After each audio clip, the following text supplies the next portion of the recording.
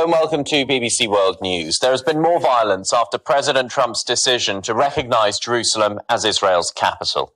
Hospital sources say 2 people died overnight during Israeli airstrikes in Gaza.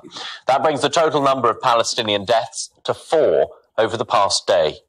Israel says it targeted sites belonging to the militant group Hamas in retaliation for rockets fired from Gaza into southern Israel. There's been a surge in violence since President Trump made his announcement on Wednesday.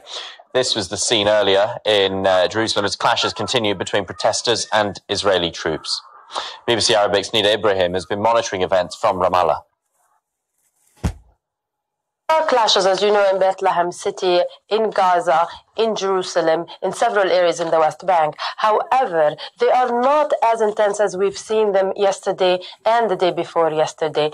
We are not sure if this is because people do not feel that there is much hope or there is much to be done out of these demonstrations, but there has been more calls for more demonstrations in the next few days.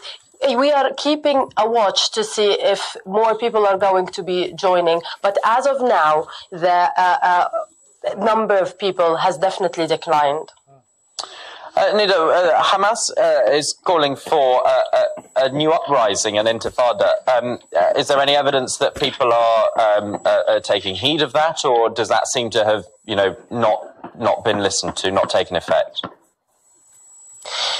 From our observation, we see that people are not really responding to such calls. In previous events, 2 years ago, we had a mini uprising, if you want to call it, and many factions have called for an intifada, have called for people to revolt even more, but we did not see that people pick up on demonstrations when they were called upon, when they were called by these factions. So we are not sure that people are responding to the calls of the officials. People here feel a sense of despair. They have been called to go to protests, but nothing really is changing on the ground. So it's, in the past few years, they've becoming more disappointed, and they see, maybe there hasn't been much change. So why should we keep losing people and losing lives?